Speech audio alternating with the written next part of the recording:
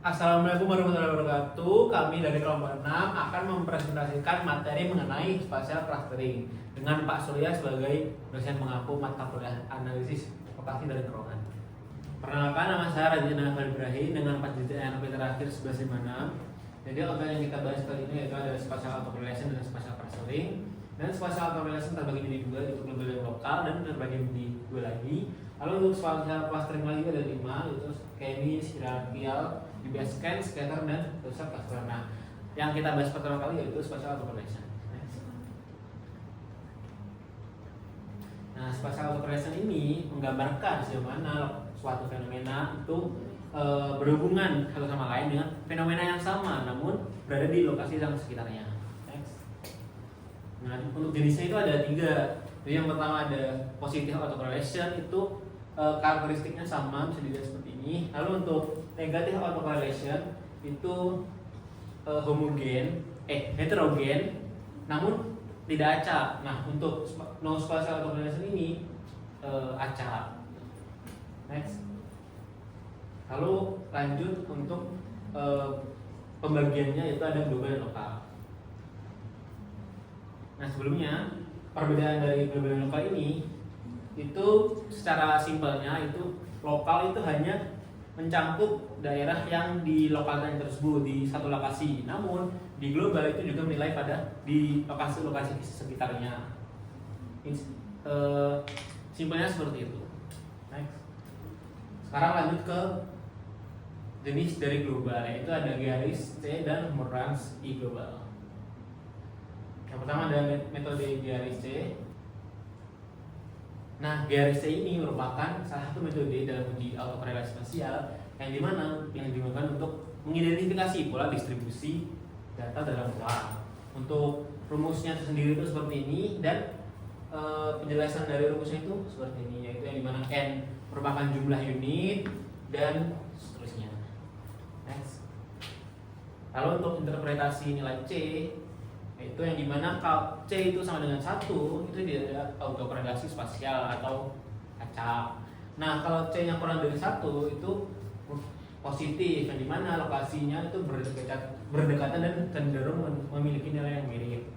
Lalu jika C nya itu lebih dari 1 berarti negatif, yang dimana nilainya berbeda. Next, untuk metode Moran's global. Nah, definisi dari Moran's global itu tersendiri yaitu ini merupakan teknik analisis spasial yang digunakan untuk menghitung hubungan spasial yang terjadi pada suatu ruang. Nah, sederhananya ini tuh memberitahu kita apakah pola data spasial kita itu berkelompok, acak, ataupun berbeda. Next. Untuk rumusnya itu seperti ini, dengan I yaitu indeks Moran, N jumlah lokasi kejadian, XI merupakan jumlah lokasi kejadian yang di wilayah I, XJ yang di wilayah J, dan X strip ini merupakan jumlah rata-rata, WJ merupakan elemen matriks, dan W merupakan jumlah semua elemen dalam matriks. Next. Nah, untuk matriks pembobotannya sendiri, yang dimana jika lokasi yang berdekatan dengan lokasi amatan diberi pembobot besar, sedangkan yang jauh itu diberi pembobot yang kecil. Next. Lalu kita menggunakan uji signifikasi, yang dimana jika nilainya sama dengan 0, yaitu berarti tidak ada autokorelasi antar lokasi. Jika tidak sama dengan 0, ada autokorelasi antar lokasi. Untuk rumusnya seperti ini, dan pengambilan keputusan HO ini ditolak atau ada korelasi antar lokasi jika Z hitungnya itu lebih dari Z alpha per 2 atau P value-nya itu kurang dari alpha, atau bisa dibilang 5%. Seperti untuk visualnya seperti ini. Next. Lalu lanjut ke Moran scatter plot, yang dimana itu menggambarkan hubungan antara nilai amatan pada suatu lokasi dengan lokasi yang lain. Contohnya pada koordinat 1 height, yang dimana menunjukkan lokasi yang mempunyai nilai amatan tinggi itu berdekatan dengan nilai lokasi yang amatannya tinggi juga. Nah, kalau di kuadran 2 itu lokasi yang rendah berdekatan dengan lokasi yang tinggi nilainya. Yang ketiga rendah dan rendah, dan yang keempat itu lokasi yang tinggi itu dikelilingi dengan lokasi yang rendah nilainya. Next. Kalau untuk hotspot and cold spot, yaitu yang dimana hotspot itu merupakan kelompok spasial yang signifikan secara statistik itu memiliki nilai tinggi, dan cold spot itu nilainya rendah. Bisa dilihat seperti visual yang di samping ini. Next. Nah, kita masuk ke tahapan perhitungan, yaitu yang dimana pertama kita mengumpulkan data terlebih dahulu, lalu menghitung rata-rata, dan yang selanjutnya itu menghitung deviasi tiap wilayah. Selanjutnya kita menyusun matrik bobot, lalu menghitung pembilang, penyebut, dan diakhiri dengan perhitungan indeks murah. Next. Nah, ini merupakan contoh kasus dari tahapan-tahapan itu. Kita akan mengidentifikasi autokorelasi spasial dalam gerbang Kartasusila berdasarkan nilai PDRB atas dasar harga transportasi dan perdagangan. Nah, tahapan pertama itu kita mengumpulkan data terlebih dahulu. Ini untuk contoh datanya. Next. Lalu yang kedua kita menghitung rata-rata. Jadi kita mentotal PDRB ke 7 wilayah ini. Setelah itu kita bagi per 7 untuk mendapatkan rata-ratanya, dan hasilnya ini. Next. Selanjutnya kita menghitung deviasi tiap wilayah. Gimana cara menghitung deviasi tiap wilayah? Yaitu PDRB masing-masing wilayah ini dikurangi dengan rata-rata yang tadi di slide sebelumnya, dan hasilnya seperti ini. Next. Lalu tahapan yang keempat itu menyusun matriks bobot, di mana jika wilayah A dan wilayah B itu berdekatan maka nilainya 1. Namun jika wilayah A dan wilayah B itu berjauhan, nilainya 0. Bisa dilihat seperti ini. Next. Lalu kita masuk ke tahapan menghitung pembilang. Itu pasangan-pasangan yang tadi di slide sebelumnya itu kita kalikan nilai deviasinya masing-masing wilayah. Seperti Gresik dan Mojokerto itu nilai deviasinya min 4.614 sekian dikali sekian dan hasilnya sekian, dan dilakukan secara berulangan sampai dapat hasil seperti ini. Next. Lalu kita menghitung penyebut, yang dimana hasil dari step yang ketiga tadi itu kita kuadratkan, yang dimana jumlah hasil dari PDRB dikurangi rata-rata itu kita kuadratkan dan mendapatkan hasilnya seperti ini. Next.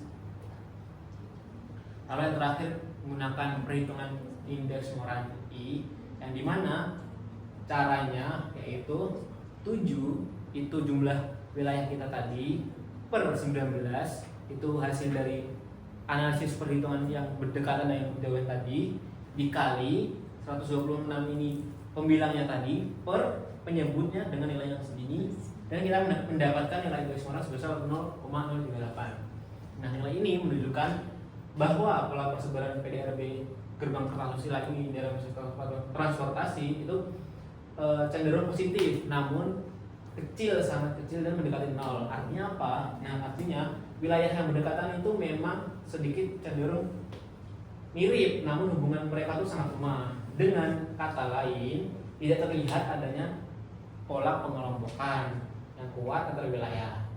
Nah, dan persebaran data itu masih cenderung acak atau tidak berpola dengan jelas. Untuk perbandingannya sendiri antara metode Giaris dan Moransky itu dapat dilihat dari fungsinya sendiri, yaitu untuk Giaris itu mengukur perbedaan spasial secara global antara wilayah nilai tetangga, dan untuk Moransky itu mengukur korelasi spasial secara global antara nilai data dari lokasi-lokasi terdekat. Lalu untuk perbedaan rentang nilainya itu seperti ini penjelasannya: fokus, sensitivitas, interpretasi, kelebihan dan kekurangannya bisa dilihat di PPT ini. Next.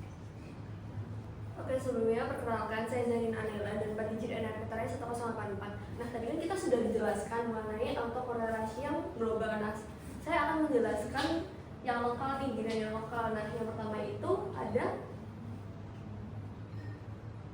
metode Local Indicator of Spatial Association atau biasa disebut sebagai LISA.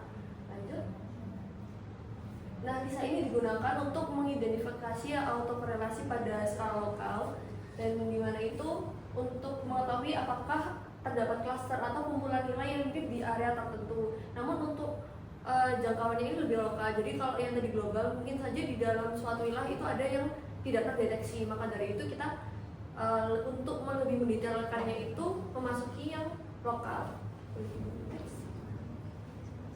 Nah, kapan sih lisa itu digunakan? Di sini itu untuk menunjukkan, lisa itu kan digunakan untuk menunjukkan lokasi kan. Jadi di sini tuh ada 4 kuadran yang ada skenario kemungkinan kenapa lisa itu bisa muncul. Nah, yang pertama itu ada high atau hotspot, di mana itu menunjukkan daerah yang mempunyai pengamatan tinggi dan juga dia tuh dikelilingi oleh wilayah juga memiliki nilai yang tinggi juga. Lalu lanjut ada yang low high atau outlier. Nah, di sini tuh daerahnya itu memiliki pengamatannya rendah tapi di sekelilingnya itu tinggi.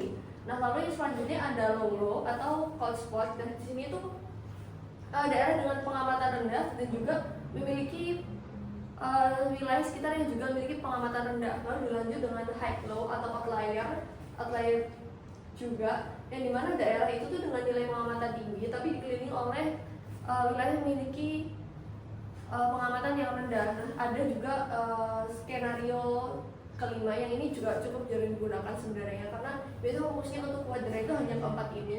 Ini ada satu lagi not significant, di mana menunjukkan daerah yang tidak memiliki autokorelasi sama sekali. Begitu. Nah, untuk rumusnya sendiri, LI ini menunjukkan lisa, lalu ZI bisa sebagai deviasi dari rata-rata, yang juga akan untuk rumusnya sendiri itu akan melibatkan dari nilai variabel X pada lokasi I dan juga dikurangi dengan rata-rata yang ada. Begitu juga dengan M2 ini akan ada rumusnya di sini sebagai standar deviasi, lalu WI itu sebagai elemen pembobot spasial antara daerah I dan J. Nah, ini juga untuk menentukan kuadrannya nanti. Untuk rumusnya ini kurang lebih sama, tapi kita memotong beberapa bagian. Jadi yang digunakan di sini adalah si WIJ dan ZJ, dan juga ini ada nilai deviasi rata-rata dari I. Nah, untuk mengecek kuadrannya nanti, jika ZI lebih dari 0 dan juga WYI lebih dari 0, maka dia hasilnya high di kuadran 1, dan juga sepertinya dengan kuadran yang ada di sini dengan ketentuan yang ada di sini. Untuk tahapannya sendiri, yang pertama banget itu atau dari 0 itu adalah mengumpulkan data, lalu mulai dengan menghitung rata-rata, lalu ada menghitung M2 tadi, lalu menyusun matriksnya, menghitung deviasi, menghitung lisa, dan juga menentukan kuadran.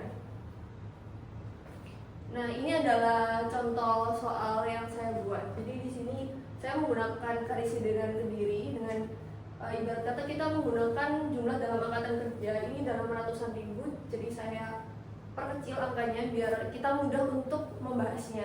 Jadi di sini dari semua data yang ada ini kita rata-ratakan dulu. Itu semua ditambah lalu dibagi dengan 7 menghasilkan 5,3. Nah, di sini nih mulai yang sudah menghitung lebih rumitnya lagi. Ini adalah menghitung M2 atau standar deviasinya. Nah, di sini melibatkan nilai variabel pada X pada lokasi I. Yaitu bila dicek pada yang tadi itu kan pada ke Kabupaten Kediri itu memiliki nilai 9, lalu dikurangi dengan rata-rata yang telah kita dapatkan tadi dan dipangkat 2, dan itu ditambahkan untuk semua lokasi.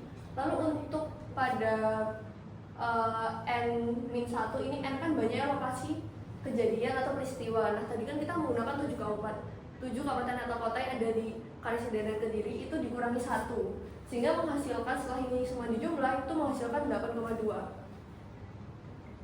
Nah, ini selanjutnya adalah menyusun matrik bobot. Nah, matrik bobot ini sebenarnya hampir mirip saja dengan yang global tadi, dimana kalau dia itu berdekatan itu diberi nilai 1, jika tidak berdekatan diberi nilai 0. Misal nih, Kediri sama Kediri kan ini tidak terdefinisi jadi 0.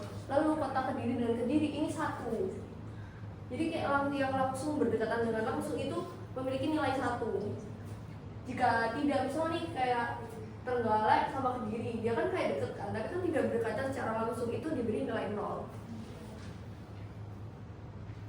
Nah, lanjut menghitung deviasi dari rata-rata. Nah, di sini tuh kita menggunakan ZI tadi, yaitu menggunakan rata-rata pada wilayah I dan juga menggunakan nilai variabel pada I dan juga dikurangi dengan rata-rata dari jumlah variabel. Nah, dari Kediri tadi kan 9, lalu dikurangi dengan rata-ratanya tadi menjadi 3,7. Nah, sehingga didapati ketika setelah dijumlah semua itu seperti ini. Ini adalah hasil dari semua kabupaten atau kota yang ada di Provinsi Daerah Kediri untuk nilai dari ZI. Nah, menghitung rata-rata masih lanjut juga karena kan tadi baru ZI. Nah, ini kita masuk ke ZJ. Nah, sebenarnya ZJ ini tuh mirip juga dengan yang ZI, namun pada step ini kan ZJ penggunaannya berbeda. ZJ ini akan digunakan bersama W atau dengan yang dari matriksnya tadi. Jadi untuk pengerjaannya adalah dari hasil yang telah kita dapatkan tadi dari ZI itu dimasukkan bersama dengan WI. Nah, WI-nya ini kan sudah ada di sini kan. Jadi misal tadi kan kita ada Kediri ini 0. Jadi ini kayak kalau 0 kan nggak usah dihitung karena berapapun dikali 0 itu hasilnya pasti akan 0. Nah, lalu kita masukkan saja yang bernilai-nilai 1 ini dan juga itu akan dijumlah dan menghasilkan 0,85 dan itu dihitung untuk semua kota atau kabupaten yang ada dengan perbandingan seperti ini juga. Dan ini hasilnya untuk WIJY. Lalu untuk menghitung lisa pada tiap wilayahnya seperti rumus yang pertama tadi kita karena kita sudah menghitung tiap partnya ya dari ZI terus M2 lalu WIJZ ZJ. Nah, ini kita tinggal masukkan saja. Jadi untuk ZI-nya tadi kan untuk kota untuk Kediri itu kan 3,7 lalu dibagi dengan M2 lalu dibagi juga dengan hasil dari WIJZJ tadi. Nah, ini menghasilkan 0,38 seperti juga yang seperti ini. Nah, ini kan ada nilai yang positif, ada yang negatif. Nah, yang positif ini berarti wilayah tersebut dengan setipe dengan wilayah sekitarnya. Namun jika negatif ini berarti tidak setipe atau berlawanan dengan wilayah sekitarnya.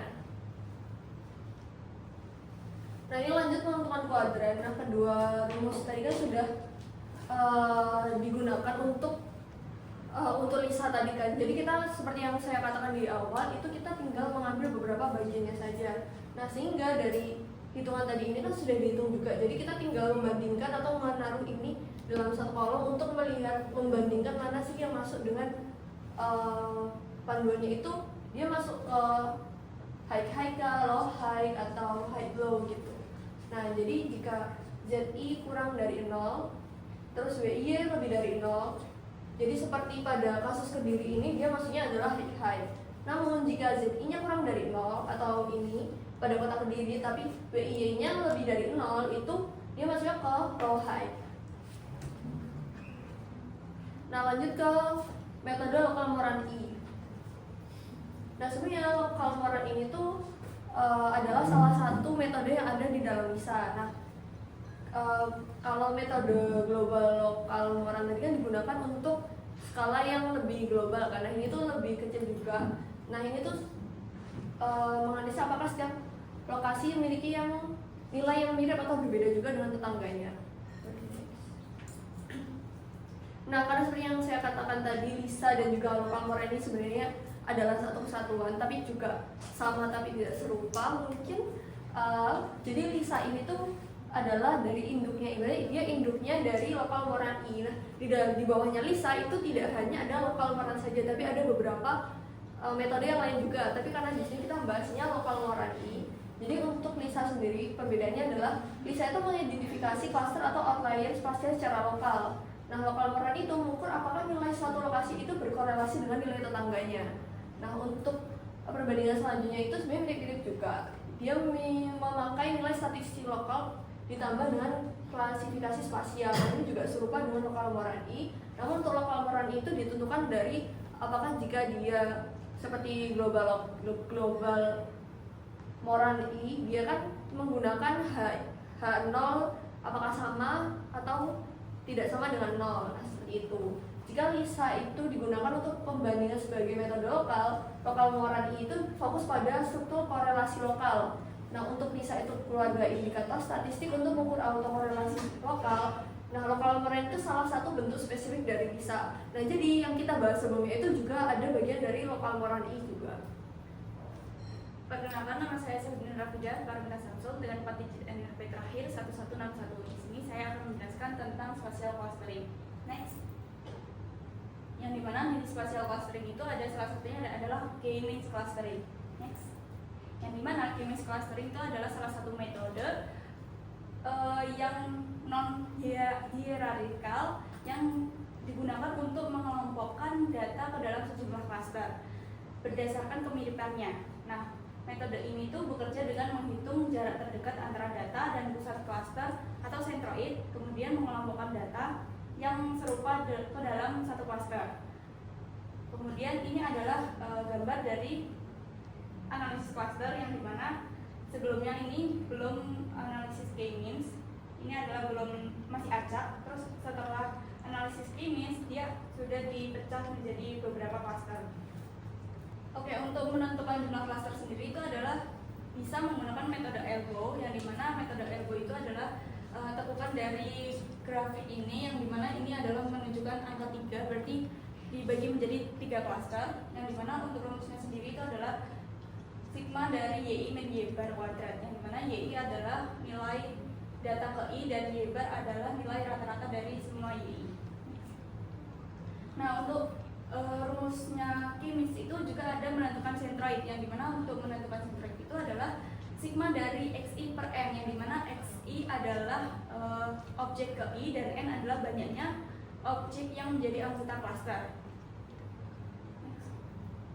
Untuk menghitung jarak itu bisa menggunakan rumus yang simple, tapi di sini bisa digunakan untuk rumus data satu ataupun data yang banyak gitu. Jadi ini adalah kalau bisa pakai data satu, ini memakai yang XI1 min XC1. Kalau pakai 2 berarti XI1 dikurangi XC1 kuadrat ditambah XI2 dikurangi XC kuadrat dan seterusnya.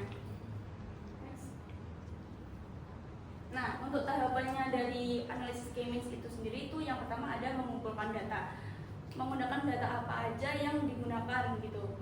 Terus yang kedua ada menentukan jumlah cluster dengan metode Elbow itu. Yang ketiga ada menentukan titik tengah centroid awal.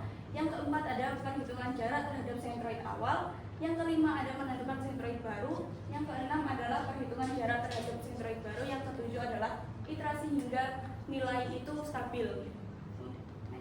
Untuk mempermudah tahapan itu kita masuk ke contoh kasusnya, yang dimana contoh kasusnya itu ada di Yogyakarta, yang dimana untuk menganalisis volume kendaraan dan juga kapasitas jalan yang tersedia. Untuk memahami pola tersebut dilakukan analisis menggunakan metode K-means untuk mengelompokkan wilayah berdasarkan karakteristik dari lalu lintas. Nah, ini untuk datanya sendiri, yaitu yang pertama ada 9 data dari jalan A, B, C, D, E, F, G hingga I. Kemudian untuk volume kendaraan ini adalah variabel X-nya dan ini nilainya. Kemudian ada variabel Y yang dimana ini adalah kapasitas jalan. Next. Nah, untuk menentukan jumlah cluster itu menggunakan metode Elbow kan. Nah, tapi metode Elbow itu dapat dicari melalui beberapa kali percobaan K. Nah, setelah beberapa kali percobaan K itu dihasilkan bahwa K yang optimal itu ada di K3. Berarti untuk analisis ini berarti menggunakan K3. Nah, terus ini adalah menentukan titik centroid awal, yang dimana titik centroid itu dipilih secara acak dari data yang sudah ada. Nah, ini adalah mengambil data ke-1, data ke-3, sama data ke-9. Nah, dimana ini sudah tertera untuk nilai X dan nilai Y-nya. Nah, kemudian untuk menghitung perhitungan jarak terhadap centroid, yaitu dengan rumus ini, yang dimana ini adalah dipecah lagi menjadi ini, yang dimana XI itu adalah ini 10, terus dikurangi dengan centroid 1 dengan nilai yang sama X juga, berarti kan 10 dikurangi 10 kuadrat, terus ditambah dengan Y-nya 20 dengan kapasitas jalan 20, berarti 20 dikurangi 20 kuadrat, yang dimana hasilnya adalah akar dari 0 dan hasilnya 0. Kemudian untuk data ke-9, data seterusnya juga menggunakan cara yang sama, itu untuk menghasilkan cluster 1. Nah, untuk klaster 2 sendiri itu caranya sama, cuma yang membedakan hanya di ininya saja, di nilai sentroidnya aja. Jadi tinggal mengganti nilai sentroid yang XG1, XG2 dan seterusnya. Yang dimana di sini menghasilkan akar 32 itu 5,66 yang untuk mempermudah perhitungan dibulatkan menjadi 6. Untuk sentroid untuk klaster 3 itu juga caranya sama, yang dimana dihasilkan 24,19 yang dibulatkan menjadi 24 agar memudahkan perhitungan. Next. Nah, setelah menghitung klaster 1, 2, dan 3, kita menemukan datanya ini, tabelnya ini, yang dimana untuk minimum ini adalah nilai yang paling rendah di antara klaster ini, dimana minimumnya adalah 0, berarti dia masuk ke klaster 1. Di sini data 2 itu ada 3, berarti masuk ke klaster 1 dan seterusnya. Nah, terus untuk menentukan sentroid baru, yang dimana tadi kan sudah menemukan klaster 1, 1, 2, 2 dan seterusnya kan. Nah, klaster itu dijumlahkan untuk menentukan sentroid baru, yang dimana misal klaster 1 itu kan ada di data 1 dan data 2, berarti dijumlahkan data 1 dan data 2 dibagi dengan total data, tadi kan dibagi 2 dan seterusnya. Nah, ini adalah klaster baru ini adalah sentroid baru setelah perhitungan klaster sampel sebelumnya. Nah, setelah sentroid baru itu ditemukan, kita menghitung lagi tentang klasternya itu. Caranya sama dengan hasil yang sebelumnya, cuma yang membedakan adalah sentroidnya aja. Gitu. Di sini ada keterangannya, yang dimana ini tetap berubah, tetap. Yang berubah hanya di angka 1 aja, yang awalnya dia adalah 2, sekarang berubah menjadi angka 1. Nah, tadi kan yang berubah angka 1, terus sekarang itu kita melakukan lagi hingga hasilnya itu stabil, hingga hasil keterangan yang di sini tuh menjadi tetap semua, nggak ada yang berubah gitu. Itu caranya sama gitu. Jadi dilakukan iterasi terus hingga hasilnya itu stabil, nggak ada perubahan di antara klasternya itu. Nah, untuk kelebihan dan kekurangannya sendiri, yaitu kelebihannya dari K-means itu dia adalah mudah digunakan, kemudian prosesnya juga cepat, terus hasil klasternya itu juga mudah dipahami dan cocok untuk menggunakan pola yang jelas.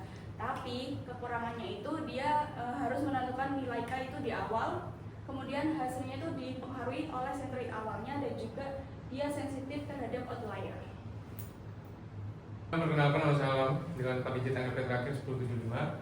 Jadi pada kesempatan kali ini saya akan membahas mengenai hierarchical clustering. Cara definisi hierarchical clustering itu adalah pengelompokan berdasarkan hierarki, di mana hierarki ini itu berbeda dengan K-means yang dia itu tidak memberikan tingkatan. Nah, di hierarchical clustering itu memiliki satu ciri khusus, di mana biasanya mereka itu membentuk yang namanya pohon silsilah atau dendrogram. Untuk kelebihannya sendiri dari hierarchical clustering ini adalah yang pertama, dendrogramnya itu sangat informatif karena mudah dipahami oleh bahkan orang awam sekalipun. Lalu tanpa perlu input jumlah cluster di awal proses, lalu ada bisa dilihat dari detail sampai gambaran besarnya. Nah, ini adalah contoh jenis hierarchical clustering. Ada dua, yang pertama ada aglomeratif dan divisif.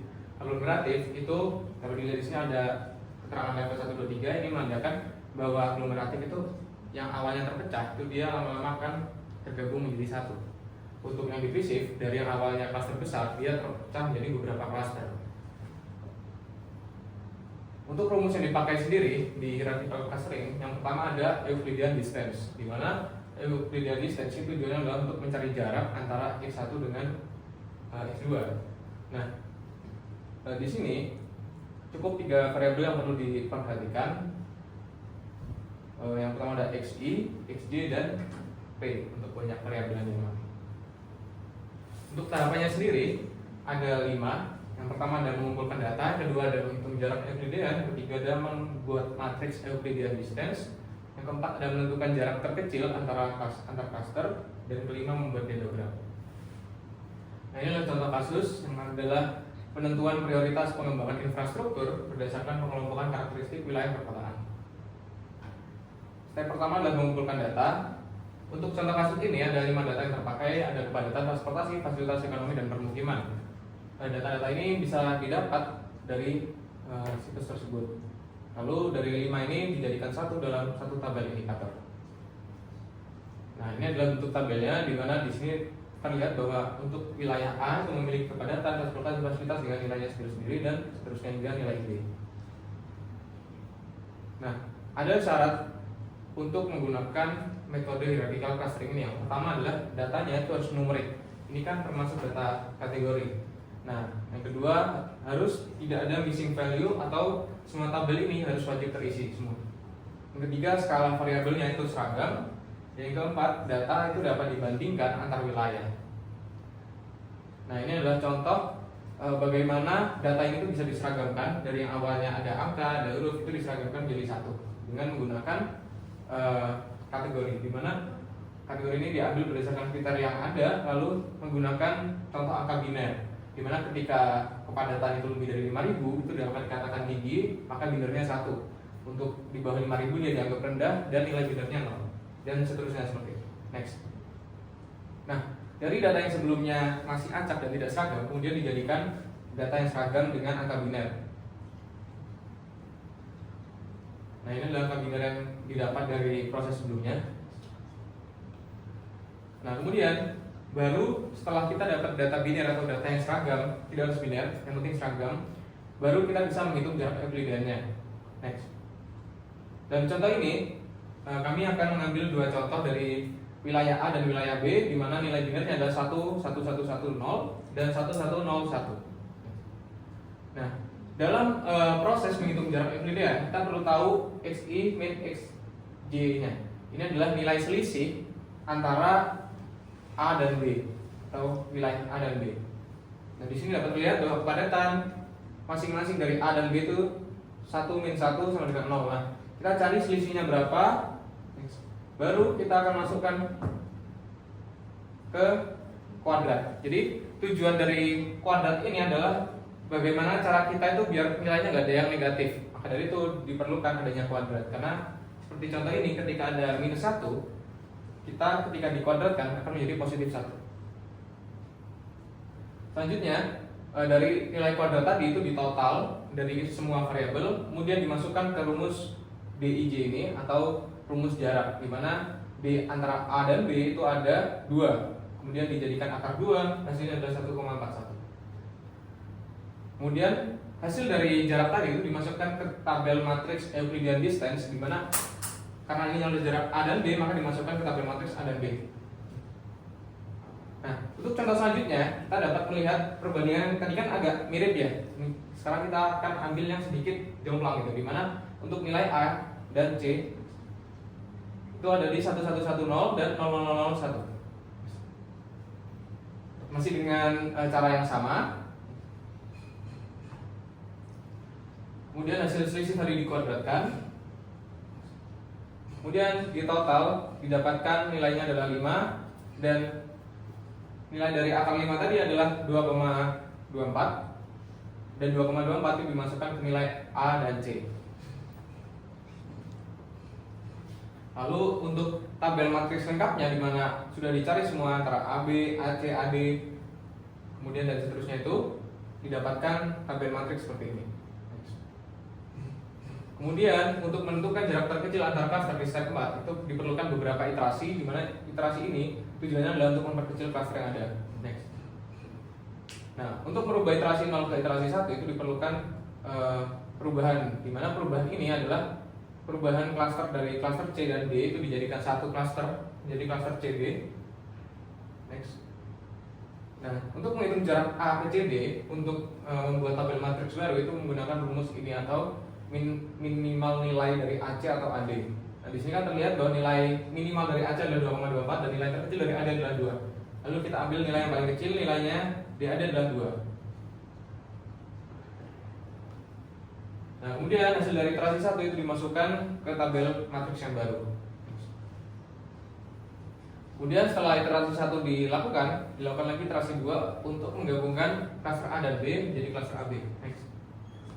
Nah, nilai klaster AB, cara menghitung jarak CD dan jarak CD ke AB untuk membuat tabel matriks baru itu masih dengan cara yang sama. Kita melihat berapa minimal nilai BAC, DAD, BBC dan DBD, kemudian diambil nilai yang paling kecil, didapatkan bahwa paling kecil adalah 2. Nah, untuk iterasi 2 didapatkan nilainya adalah 2.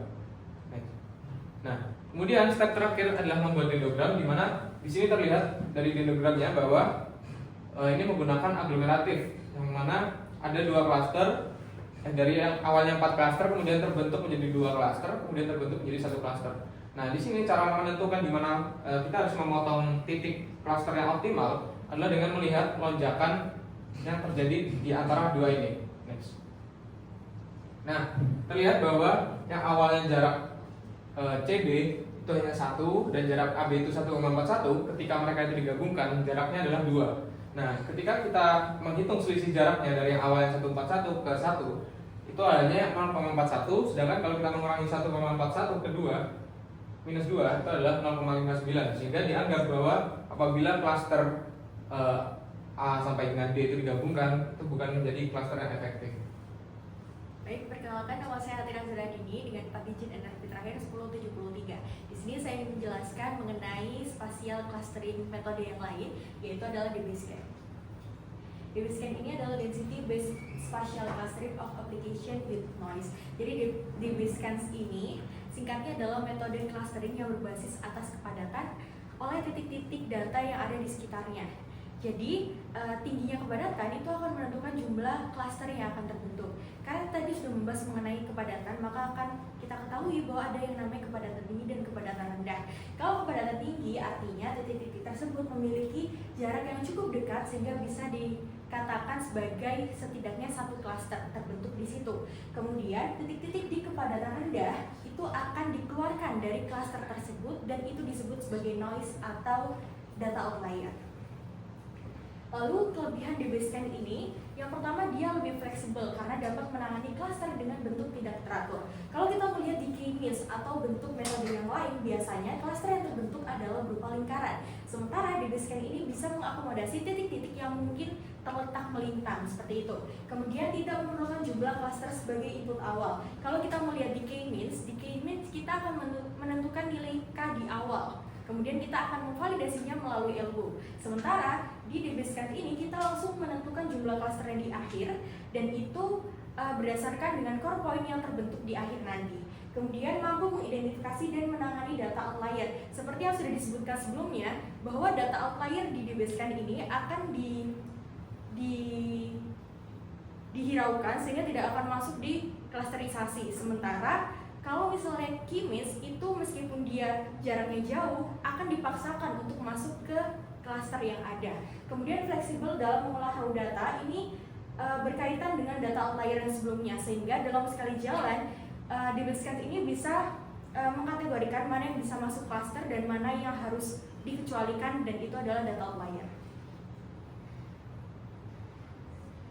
Baik, selanjutnya komponen-komponen dalam DBSCAN. Yang pertama adalah epsilon. Epsilon ini singkatnya adalah jarak maksimum atau radius antar titik yang akhirnya menjangkau sebuah klaster gitu. Kalau kita lihat di sini, ini adalah titik pusat dan lingkaran di sini adalah jangkauan dari klaster, dan jangkauan tersebut digambarkan oleh epsilon jaraknya. Lanjut. Kemudian minimum points atau min points di sini adalah jumlah minimum titik yang diperlukan dalam radius epsilon untuk membentuk klaster. Kalau kita lihat di sini, titik-titik yang ada di sini adalah kalkulasi dari min points, baik itu core points yang maupun titik-titik yang ada nantinya akan dijelaskan. Nah, singkatnya min points ini adalah dimensi ditambah 1. Dimensi itu bisa dikatakan sebagai jumlah variabel yang nantinya akan digunakan. Lanjut, kita akan membahas mengenai jenis-jenis titik juga yang merupakan komponen dari DBSCAN. Yang pertama ada titik inti atau core point. Kalau tadi kita menyebutnya titik pusat, maka disinilah adalah core point. Jadi core point ini titik utama yang membentuk klaster. Core point dapat dikatakan sebagai core point apabila setidaknya dia memiliki min points tetangga termasuk dirinya dalam radius epsilon. Maksudnya seperti apa? Kalau di sini kita lihat di gambar ada min points 3. Nah, di sini kita melihat bahwa core point karena dia titik pusat, maka dia warna kuning ini adalah core point. Sementara yang biru-biru di sini adalah tetangganya. Tetangganya berjumlah 3, sementara dirinya sendiri berjumlah 1, maka di dalam satu klaster ini sudah memenuhi batas dari min points yang 3 karena di dalam satu klaster itu ada 4, maka dia bisa dikategorikan sebagai core point. Lanjut, titik tepi atau border point adalah titik yang berada di dalam jangkauan epsilon, tapi dia tidak bisa dikategorikan sebagai core point karena dia tidak memiliki jumlah minimum points yang ada atau dia tidak memiliki tetangga yang cukup. Nah, di sini border points bisa terlihat di warna yang biru seperti ini karena dia tidak terletak di pusat dan dia tidak dekat dengan tetangga-tetangga yang mencukupi untuk bisa membentuk sebuah klaster.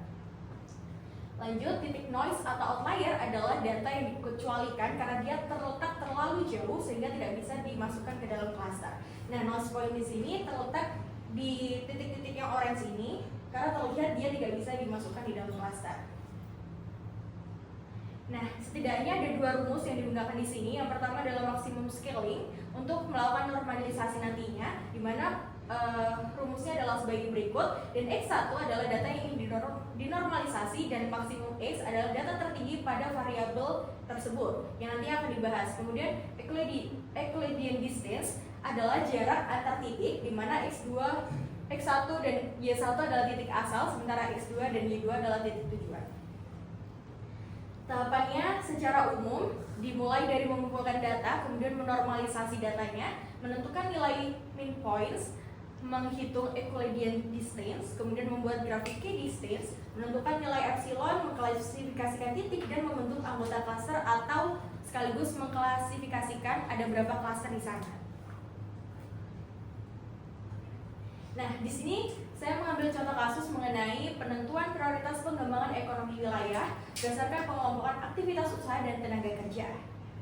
Lanjut, kita masuk ke tahap pertama, yaitu mengumpulkan data. Untuk mengetahui prioritas pengembangan ekonomi wilayah, maka setidaknya kita membutuhkan 2 jenis data ini. Yang pertama adalah perkiraan usaha dan tenaga kerja aktif. Data ini bisa kita dapatkan di BPS atau mungkin di website kantor kecamatan setempat. Lanjut. Nah, selanjutnya kita akan melakukan normalisasi data seperti yang sudah disebutkan sebelumnya bahwa max scaling digunakan untuk di sini. Nah, max scaling ini rumusnya adalah X per data maksimal dari variabel yang akan kita cari. Variabel yang akan kita cari termasuk X ini. Nah, maksimal di sini kalau kita melihat dari masing-masing variabel, maka akan kita temukan bahwa maksimalnya itu ada di kecamatan Jabon semua, yaitu 50 dan 700. Dan ini akan kita jadikan sebagai penyebut untuk kedua variabel nantinya. Lanjut, kita akan melakukan normalisasi data untuk setiap datanya. Data-data yang ada di sini nantinya akan dijadikan sebagai pembilang. Namun untuk 50 dan 70 karena tadi sudah disebutkan, maka dia akan dijadikan sebagai penyebut. Dan kurang lebih nanti kita akan mengikuti warnanya bahwa yang warna hijau ini nanti akan dijadikan pembilang dan yang warna merah serta biru nanti akan dijadikan sebagai penyebut. Berikut adalah normalisasi data setelah kita melakukannya di seluruh data kecamatan dan terlihat bahwa data itu nanti akan berada di range 0 hingga 1. Selanjutnya kita akan menentukan nilai min points. Kalau tadi kita sudah menyebutkan bahwa rumus min points itu adalah dimensi ditambah 1 dan dimensi di sini merujuk pada variabel yang ada. Di sini terlihat bahwa variabelnya ada 2, maka min pointsnya langsung bisa kita katakan 3. Lanjut. Selanjutnya kita akan menghitung Euclidean distance, di mana ini adalah menghitung jarak satu kecamatan terhadap setiap kecamatan. Misal di sini kita ada kecamatan Jabon, maka kita akan menghitung kecamatan Jabon ini memiliki jarak berapa dengan kecamatan Tulangan, Candi, Kerembung dan lain sebagainya dengan rumus ini. Dan Jabon dengan Jabon otomatis dia akan 0 dan begitu pun seterusnya. Dan ini akan kita lakukan untuk setiap jenis kecamatan yang ada di sini. Lanjut. Berikut adalah matriks dari Euclidean distance setelah kita melakukan perhitungan untuk masing-masingnya dan ditemukan bahwa di sini setiap pertemuan untuk kecamatan yang sama itu akan menghasilkan 0. Lanjut. Nah, selanjutnya kita akan membuat grafik key distance. Tapi kita harus menentukan terlebih dahulu nilai key distance di setiap kecamatan. Key ini merujuk pada min pitch. main points, di mana main points ini kita sudah kategorikan tadi jadi 3. Berarti K adalah 3. Nah, K adalah 3, artinya kita harus mencari jarak terdekat ketiga dari setiap datanya. Kita ambil contoh Kecamatan Jabon. Kecamatan Jabon di sini memiliki beberapa jarak karena ada beberapa data. Nah, kita membutuhkan jarak terdekat ketiga, itu dengan kecamatan mana, kurang lebih seperti itu. Nah, karena ini Jabon dengan Jabon, maka kita abaikan. Kita langsung melihat di mana angka itu sudah ada. Nah, di sini terlihat bahwa jarak terdekat ketiga adalah Kerembung. Jarak terdekat pertama adalah Tulangan, Candi, kemudian Kerembung. Maka ini adalah jarak terdekat ketiga. Kita harus lakukan ke semua kecamatan dan selanjutnya akan kita dapatkan kurang lebih nilai key distance seperti berikut. Lanjut. Nah, setelah kita mendapatkan itu, kita harus mengurutkan nilai key distance setiap kecamatan dari terkecil hingga terbesar karena ini akan berkaitan dengan langkah selanjutnya. Lanjut. Nah, disinilah kita harus membuat grafik key distance dari nilai-nilai key distance yang sudah kita urutkan dari terkecil ke terbesar, di mana nilai key distance-nya itu kita letakkan di Y dan data indeksnya itu kita letakkan di X. Data indeks ini bisa merujuk pada jumlah data yang kita gunakan, di mana itu adalah 10, maka di sini hingga 10. Lanjut. Nah, kita menentukan nilai epsilon, atau kalau tadi kita refresh kembali, epsilon adalah jangkauan dari titik pusat ke jangkauan dari klasternya, jadi kayak radiusnya. Nah, epsilon ini ditentukan melalui elbow atau nilai tekuk, dan di sini terlihat bahwa nilai tekuknya ada di kurang lebih 1,1 di sini. Jadi ini tuh terlihat kalau di sebelum X ini itu datanya itu lumayan rapat, lumayan dekat satu sama lain. Sementara setelah X ini datanya sudah terpaut terlalu jauh jaraknya, sehingga bisa dikatakan bahwa epsilon itu 1,163 atau bisa dilihat bahwa itu ada di data ke-6 setelah diurutkan. Lanjut, kita harus mengklasifikasikan titik. Nah, mengklasifikasikan titik ini kita perlu dulu menentukan jumlah tetangga. Dikatakan tetangga apabila nilai Euclidean distance-nya itu kurang dari sama dengan epsilon atau jarak tadi. Nah, nilai epsilon distance-nya itu kan sudah diketahui 1,163, maka kita harus mengetahui terlebih dahulu bahwa ini kurang dari sama dengan 1,163 itu akan disebut sebagai tetangga. Kalau kita lihat di sini, yang kuning-kuning ini adalah tetangga karena ini kurang dari 1,16. Sementara yang 0 memang dimerahkan agar kita abaikan saja. Jadi jumlah tetangga bisa terlihat di sini ada 1, ada 1 dan seterusnya. Yang kuning adalah tetangga. Lanjut. Selanjutnya kita mengklasifikasikan titik. Kalau core point, jumlah tetangga plus dirinya seperti yang sudah disebutkan sebelumnya itu lebih dari sama dengan min points. Min points-nya 3, berarti jumlah tetangga plus dirinya itu lebih dari sama dengan 3. Kalau tidak mencapai min points, minimal points, maka bisa jadi dia border points atau noise points. Lalu membedakannya dari mana? Border points itu kalau dia dekat dengan core points, tapi kalau noise points dia tidak dekat dengan core points. Kita langsung ambil contoh di tabel ini saja. Kalau kita lihat di sini jumlah tetangganya, misal Porong ada 3. Kecamatan tetangganya Buduran, Sidoarjo, dan Tanggulangin. Jangan lupa bahwa kecamatan ini juga dianggap sebagai bagian dari main points, maka jumlah titiknya dalam satu klaster itu ada 4, dan itu sudah memenuhi batas awal. Min points itu ada 3, maka dia core points, dan begitu pun seterusnya karena harus sama dengan 3 atau lebih dari 3.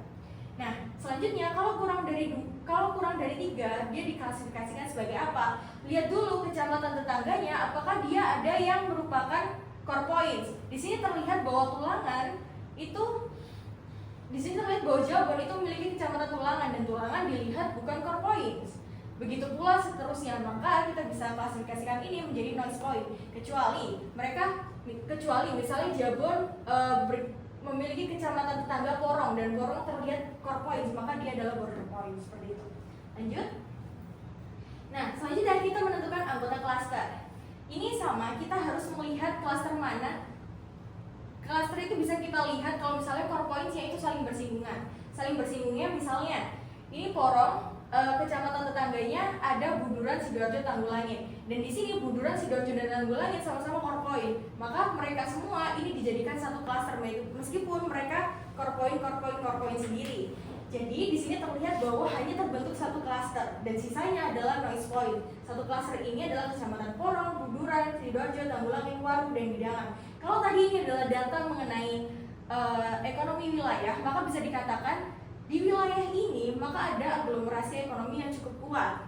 Sementara di wilayah ini tidak cukup kuat, makanya prioritas pengembangan ekonomi seharusnya difokuskan ke sini agar mereka bisa berdampak ke sini.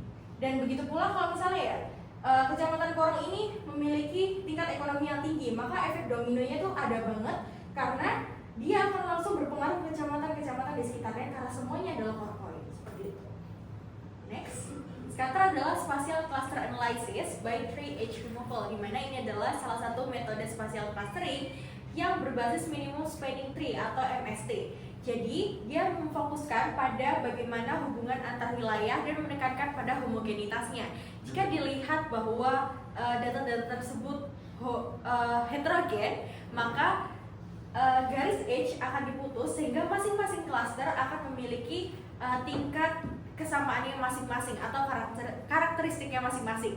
Perbedaannya dengan K-means, kalau K-means hanya melihat dari kesamaannya saja, tapi kalau scatter turut mempertimbangkan kedekatan atau jarak antar titiknya tersebut.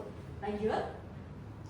Rumus di sini adalah Euclidean distance, di mana rumus ini menekankan pada bagaimana atau seberapa besar jarak antar titik yang dimiliki oleh data tersebut. Next. Nah, rumus selanjutnya adalah SSD dan Q, di mana SSD ini menekankan bagaimana homogenitas datanya. Di sini terlihat bahwa NK adalah banyak objek spasial dalam pohon K, kemudian XJ adalah variabel Kj dari objek spasial I. M adalah jumlah variabel yang dipertimbangkan dalam analisis, serta XJ adalah nilai rata-rata dari variabel J untuk semua objek dalam pohon K. Lalu, Q adalah metode untuk memvalidasi bagaimana SSD yang telah ditemukan atau homogenitas yang telah ditemukan sebelumnya, di mana partisi simbol ini melambangkan partisi objek ke dalam K pohon, kemudian Q merupakan nilai dengan kualitas partisi, SSD merupakan jumlah deviasi kuadrat di wilayah I. Next. Nah, berikut adalah tahapan yang diperlukan untuk menganalisis dalam metode scatter ini. Yang pertama tentunya mengumpulkan data, kemudian membentuk neighborhood traps, kemudian membentuk MST atau minimum spanning tree yang merupakan basis dari metode ini, kemudian membentuk partisi atau edge removal yang telah disebutkan sebelumnya, dan yang terakhir menghitung SSD dan nilai Q yang merepresentasikan homogenitas tadi. Izin melanjutkan kembali, perkenalkan nama saya Sabrina Rakuda, NRP 1161. Di sini akan membahas mengenai contoh kasus di scatter sendiri, yang dimana itu adalah penentuan klaster kawasan agropolitan berdasarkan ketersediaan infrastruktur pengairan. Next. Nah, yang pertama adalah mengumpulkan data, yang dimana di sini terlihat bahwa ada 5 data. Itu ada nama desa, desa 1, desa 2, dan sampai desa 5. Terus ada skor irigasi atau variabel X-nya. Terus ada konektivitas tetangga, yang dimana desa 1 berhubungan dengan desa 2, bertetanggaan dengan desa 2, desa 2 bertetanggaan dengan desa 1, dan desa 3, dan seterusnya. Next. Nah, kemudian membentuk alur atau membentuk neighborhood graph, yang dimana desa 1, desa 2, desa 3, desa 4, dan juga desa 5 ini adalah dengan skornya masing-masing. Terus next. Nah, setelah itu membentuk minimum spanning tree atau MST, yang dimana itu melihat selisih antara desa 1 dan juga desa 2, yang dimana skor dari desa 1 itu kan 80, terus desa 2 ada 85, berarti selisih dari desa 1 dan desa 2 adalah 5, dan begitu pun seterusnya. Kemudian yang keempat adalah membentuk partisi atau edge removal, yang dimana terlihat bahwa di antara desa 1 dan desa 2 selisihnya adalah 5, kemudian di desa 2 dan 3 adalah selisihnya adalah 65, yang dimana di 65 ini dia nilainya sangat tinggi dibandingkan dengan selisih-selisih desa yang lainnya. Jadi di sini dia dihapus karena selisih antara desa 2 dan desa 3 sangat tinggi gitu. Next. Nah, setelah dihapus itu membentuk klaster yang dimana di sini adalah klaster 1 dan yang di sini adalah klaster 2. Jadi membentuk 2 klaster. Next. Nah, kemudian menghitung SSD dan juga Q yang dimana di sini ada kriterianya, yaitu yang anggotanya klaster 1 adalah desa 1 dan desa 2 tadi. Yang klaster 2-nya itu ada desa 3, 4 dan juga desa 5. Terus menghitung rata-ratanya yang didapatkan klaster 1 adalah 82,5, klaster 2 adalah 15. Kemudian SSD adalah menghitung nilai dari anggotanya. Ini adalah 80 dikurangi dengan rata-rata, dikuadratkan, ditambah dengan 85 dikurangi dengan rata-ratanya, dikuadratkan juga. Begitupun dengan klaster yang kedua, didapatkan SSD hasilnya itu adalah 12,5 dan juga 50.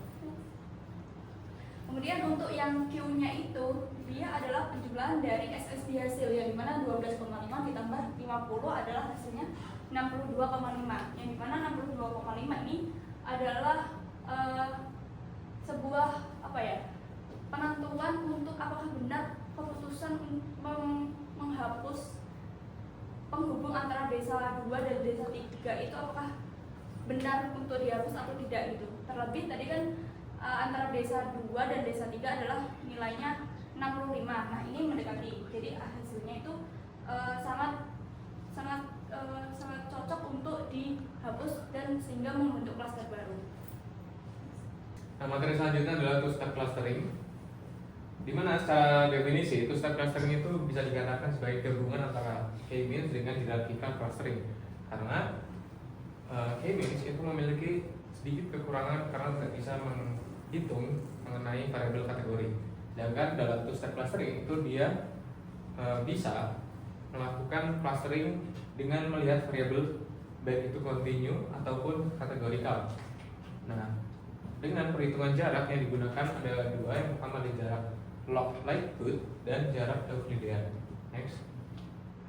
Nah, kelebihan dari two-step clustering ini sendiri, yang pertama adalah bisa menghandle data campuran seperti yang saya bilang tadi.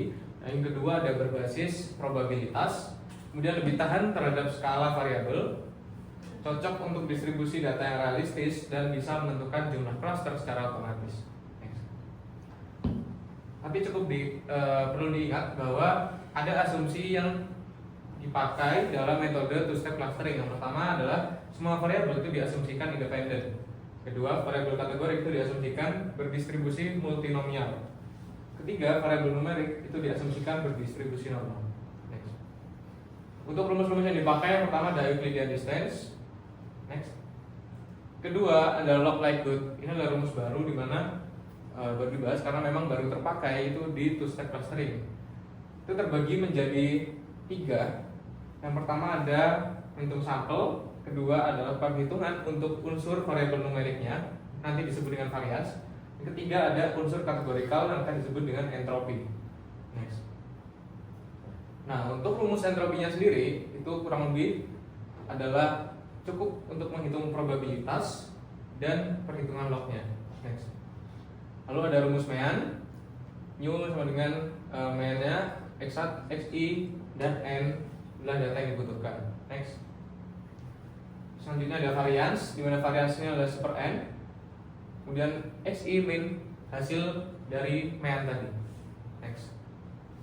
Nah, baru hasil perhitungan log likelihood tadi itu dipakai untuk menghitung jarak antara cluster atau objek. Jadi kan rumus log likelihood tadi itu dimasukkan ke sini, sini dan sini. Dimana untuk ini itu adalah kondisi terpisah, sedangkan ini adalah kondisi jika variabel A dan wilayah A dan wilayah B itu digabung. Next. Nah, sedikit recall bahwa materi two step itu memang stepnya ada 2. Yang step pertama menggunakan rumus log likelihood, dan step yang kedua itu menggunakan rumus Bayesian Information Criterion atau BIC. Di mana rumus BIC adalah min 2 LL, LL adalah log likelihood rumusnya tadi, plus MJ ln N. Nah, min 2 LN itu adalah min 2 LL itu menjelaskan seberapa bagus model ini menjelaskan datanya. Apabila clusternya semakin banyak, berarti datanya semakin akurat. Ketika nilainya semakin kecil, berarti juga semakin bagus. Sedangkan untuk MJ ln N itu adalah seperti penalti karena model terlalu kompleks. kompleks ini dalam artian bisa jadi ketika klasternya makin banyak, maka penaltinya juga makin besar. Next. Nah, untuk tahapannya sendiri dalam perhitungan two step itu memiliki 5. Yang pertama ada mengumpulkan data, yang kedua membuat pre-clustering atau CF3, ketiga menghitung jarak block likelihood, dan yang keempat menentukan cluster optimal, dan yang terakhir adalah membentuk cluster akhir. Ini adalah contoh kasus untuk menggunakan perhitungan metode two step dengan judul identifikasi pola perkembangan wilayah sebagai dasar penentuan prioritas pembangunan. Next. Seperti yang dijelaskan tadi, step yang pertama adalah mengumpulkan data. Ada 3 variabel yang dipakai di sini. Yang pertama ada kepadatan penduduk, fasilitas umum, dan status wilayah, yang kemudian akan dimasukkan ke tabel indikator. Tabel indikatornya ketika nanti sudah jadi akan jadi seperti ini.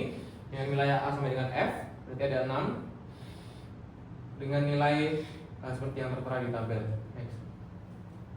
Nah, masuk ke tahap yang kedua, yaitu tahap pre-clustering atau CF3, di mana ini tuh sebenarnya lebih sering, metode ini lebih sering digunakan dalam tools. Yang pertama adalah tools SPSS, yang kedua adalah tools Python, dan yang ketiga ada R.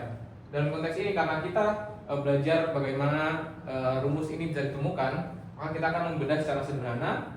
Dan tujuan dari dilakukannya pre-clustering atau CF3 adalah menemukan subcluster yang hanya ditentukan berdasarkan kemiripan, seperti yang dijelaskan pada clustering sebelum-sebelumnya. Di mana dalam kasus ini subclusternya itu didapatkan ada 2. Yang pertama ada A, B, dan E dengan kriteria padat dan fasilitas umumnya tinggi, sedangkan untuk subcluster 2 itu rendah dua-duanya. Next. Nah, step yang selanjutnya adalah kita perlu untuk menghitung jarak log likelihood-nya dengan tujuan kita harus mencari jaraknya. Nah, ini untuk menemukan log likelihood itu dapat dari mana? Nah, kita next. Dan jelaskan di awal tadi ada rumus log likelihood. Next. Target kita adalah pertama kita harus tahu berapa sih sampel dari contoh ini. Nah, untuk yang pertama kita tahu bahwa SC1 itu memiliki 3 sampel, begitu juga dengan SC2, sedangkan untuk SC gabungan itu memiliki N-nya 6. Next. Untuk nilai probabilitas itu bisa dihitung dengan seberapa jumlah sampel dalam satu kelompok itu per jumlah total sampel. Karena SC1 hanya ada 3, berarti 3 per 3 sama dengan 1, begitu pula dengan SC2. Sedangkan untuk P gabungan SC1 dan SC2 itu baru kelihatan bedanya, di mana N dalam satu kelompok itu ada 3, sedangkan totalnya ada 6, berarti 3 per 6 sama dengan setengah. Lalu untuk perhitungan selanjutnya kita harus mencari tahu entropi. Entropi ini rumusnya adalah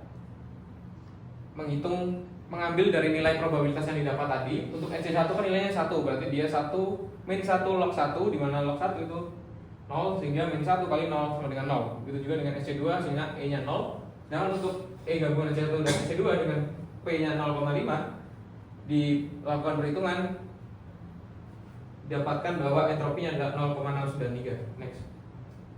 Setelah kita mencari tahu dari segi kategorikal, kita harus mencari variabel yang numerik, di mana kita harus mencari tahu berapa sih variansnya untuk satu wilayah, satu cluster. Lalu untuk mendapatkan varian kita perlu yang namanya mean atau mu di sini. Nah, untuk rumus mean-nya sendiri adalah seperti ini. Next. Nah, untuk mencari mean, kita perlu lihat dari tabel clusternya. Ada 3, yang pertama ada 8.000, 7.500. Untuk menghitung jarak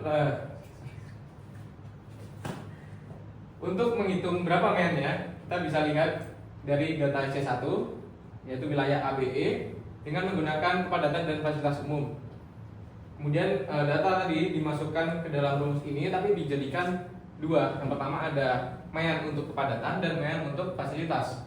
Dimana mean untuk kepadatan itu adalah berapa total dari ini dibagi dengan berapa wilayah yang ada, gitu. Karena nilainya seperti itu, berarti maka hasilnya X per 3, kalau nanti akan jadi 7767,67. Begitu juga dengan fasilitas umum yang menghasilkan 9. Next. Nah, kemudian lanjut ke berapa sih variansnya. Kita menghitung untuk varians itu juga nanti akan dibagi, tapi hitungan sendiri-sendiri. Untuk padatannya kita bisa lihat dari tabel. Nah, nanti kita akan menggunakan rumus ini, di mana XI min mean, karena tadi mean didapatkan 7766,67, berarti nilai itu dikurangi dengan masing-masingnya ini, didapatkan hasil sekitar 42.222.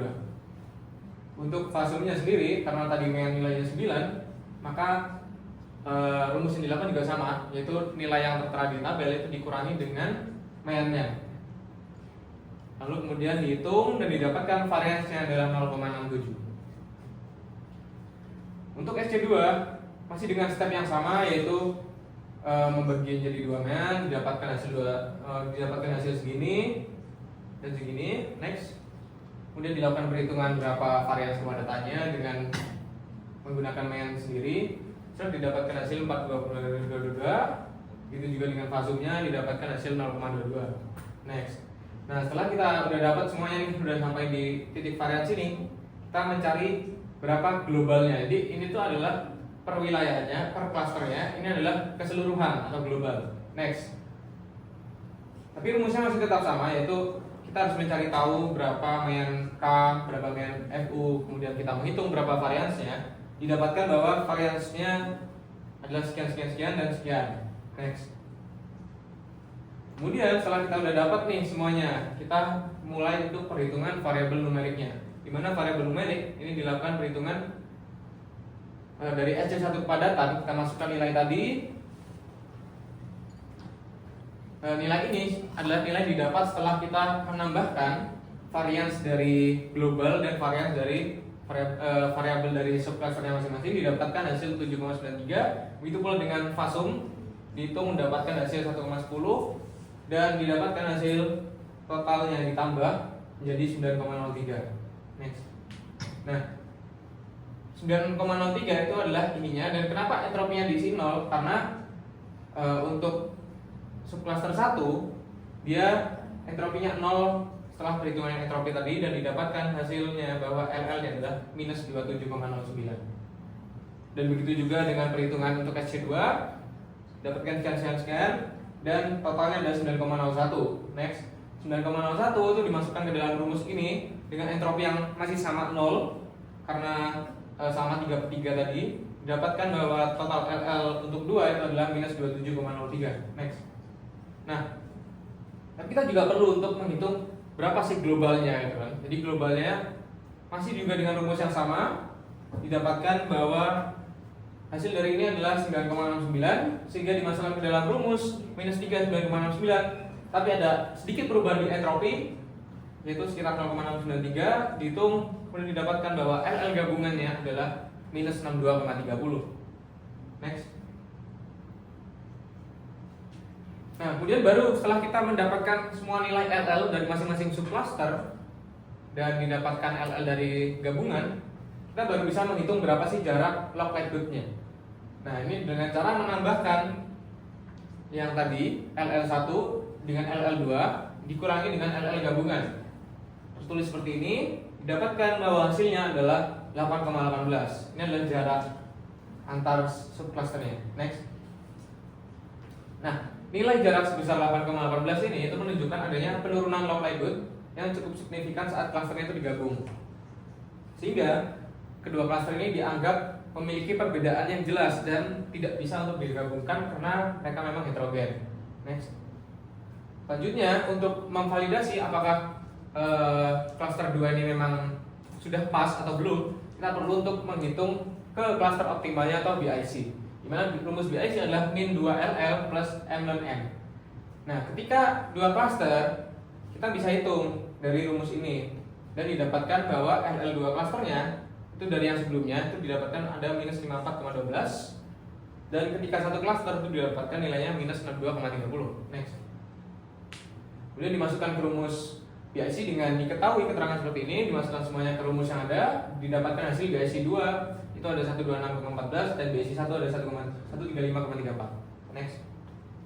Nah, kemudian kita bisa membandingkan nih mana nilai BIC yang lebih besar dan yang lebih kecil yang mana. Nah, kita bisa lihat ketika nilai BIC itu lebih kecil dibandingkan pada model dua klaster itu lebih kecil daripada model satu klaster, sehingga dapat disimpulkan bahwa BIC yang dua klaster itu lebih optimal daripada BIC yang satu klaster, sehingga bisa kita katakan bahwa semakin kecil nilai BIC maka semakin optimallah klaster tersebut. Next. Nah, setelah kita udah tahu nih berapa klaster yang optimal untuk terbentuk apakah 2 atau 1 atau berapa atau 3, maka terbentuklah klaster akhir dengan hasil akhirnya adalah terbentuk 2 klaster. Yang pertama klaster A, B, dan E, yaitu yang kepadatannya padat, fasilitas umumnya tinggi, dan klaster 2 C, D, F yang dua-duanya rendah. Nah, selanjutnya ada tabel perbandingan 5 metode yang sudah dibahas sebelumnya. Didapatkan bahwa untuk K-means, hierarchical, DB-scan, scatter, two-step clustering itu dibagi menjadi 4 kriteria. Dimana untuk mempertimbangkan letak wilayah itu dominan untuk seperti K-means itu mengatakan tidak, hierarchical juga tidak, DB-scan itu terbatas, scatter itu iya, two-step clustering itu terbatas. Jangan untuk apakah wilayah itu harus bersebelahan? Untuk K-means ya, untuk K-means tidak, untuk hierarchical tidak, untuk DB-scan tidak, untuk scatter iya, untuk two-step tidak. Lalu untuk apakah mereka itu sensitif terhadap outlier yang ada? Apakah perhitungannya akan berubah jauh apabila outlier itu ikut disertakan? K-means ternyata rendah, itu berarti tidak terlalu berpengaruh. Hierarchical itu terbatas, DB-scan itu tinggi, yang berarti sebelum melakukan perhitungan DB-scan kita itu perlu untuk membuang outlier yang ada. Untuk scatter itu cukup baik, untuk two-step clustering itu sedang. Jangan untuk fungsinya sendiri, K-means biasanya digunakan untuk mengelompokkan data menjadi beberapa kelompok yang mirip. Untuk hierarchical itu adalah tujuannya melihat hubungan bertingkat. Jadi tetap mengelompokkan, tapi fokusnya adalah melihat bagaimana hierarkinya. Untuk DB-scan itu menemukan pola kepadatan dan mendeteksi outlier yang ada. Untuk scatter itu pembagian wilayah yang saling berdekatan atau saling bersebelahan. Ketika wilayah tersebut tidak bersebelahan, maka tidak bisa dijadikan satu cluster. Untuk two-step clustering itu adalah pengelompokan data besar dengan 2 jenis variabel, yaitu variabel numerik dan variabel kategori. Sekian yang kelompok kami dapat sampaikan. Kami mohon maaf apabila ada salah kata ketika kami menyampaikan. Wassalamualaikum warahmatullahi wabarakatuh.